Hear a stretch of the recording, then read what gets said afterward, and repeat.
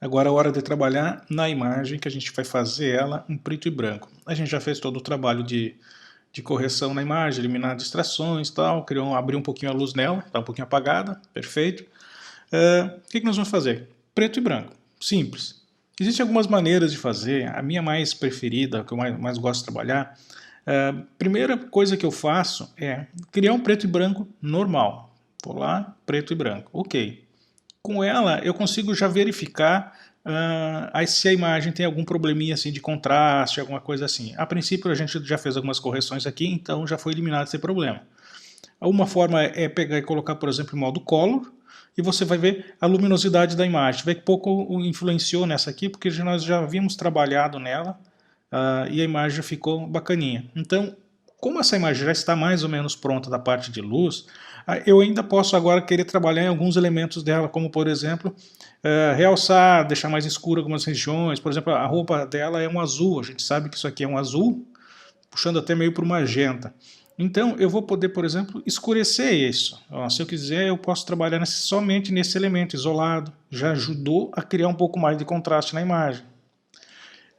O vermelho é um pouco problemático, porque geralmente vermelho, laranja, as coisas já estão na pele. Então, por exemplo, esse vagão aqui, ele puxa para o vermelho, mas se eu mexer para querer escurecer ele, por exemplo, a pele vai sofrer consequências. Então não é legal a gente utilizar dessa maneira, pelo menos não aqui.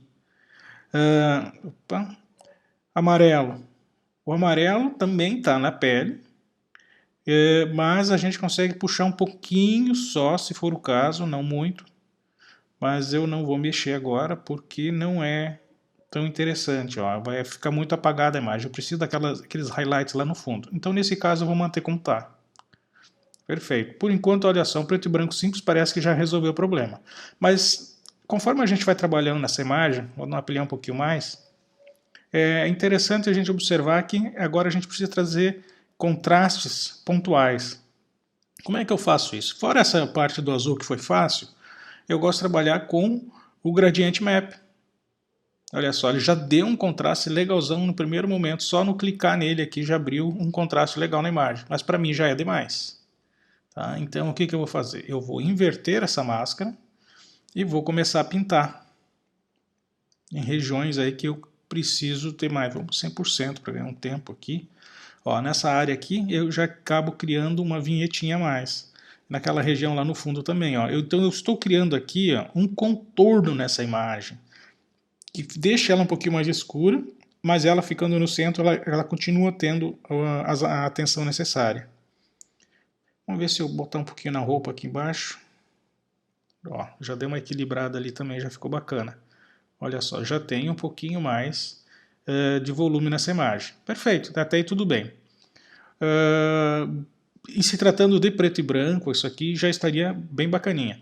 Só que o que eu vou fazer aqui nessa imagem agora? Porque eu estou sentindo a ausência de um certo volume a mais nessa imagem, a partir do momento que eu fiz esse preto e branco. Mas como é que eu vou resolver esse problema? Bom, eu vou apertar o Command, Shift, Alt, E, ou seja, todos os dedos da mão mais a letra E, e vou criar aqui, só para a gente ter uma amostra dessa imagem, né, e poder dar um desfoquezinho. Onde é que está o filter, blur e Gaussian blur. Não muito. Assim é demais. Perfeito. Isso aqui é só para me tirar um pouquinho da nitidez realmente dela. E vou colocar isso em modo soft light, sem exageros. Isso aqui já deu um belo no contraste, mas não é bem isso ainda. Agora eu vou em filtro, outros e high pass. Em cima do high pass, quando a gente tem ele em valores super baixos, ele vai ficar em cima da nitidez. Ele vai gerar nitidez na imagem. Conforme eu vou aumentando esses valores, ele vai dando volume. Então eu vou observar a região que eu quero, que tem um pouco mais de volume, que eu quero trazer é nessa região aqui, próximo dela, esse pedacinho de metal, um pouquinho de madeira, e ver qual é o volume que eu acho legal ali. O resto vai estragar, não tem problema. Perfeito. Acho que aqui próximo de 70 está ok. Vou criar uma máscara, vou inverter e vou pintar nessa região ali.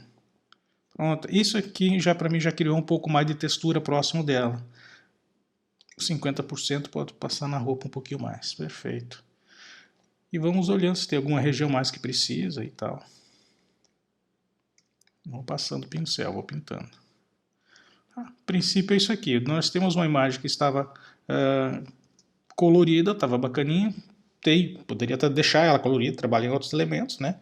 Mas nesse caso eu queria ela preto e branco. Eu achei que eu ia gostar mais dela dessa forma. E a construção, então, em cima do volume da imagem, basicamente se deu em cima de mais duas camadinhas extras. Preto e branco, bacana, fechou. Agora eu vou colocar um pouquinho de volume usando o Gradient Map, simples. E vou colocar aqui um pouquinho de volume nas regiões pontuais da imagem. E pronto, acabou. Isso aqui já é um preto e branco bacana, bom para exportar e funciona para a maioria das imagens, tá?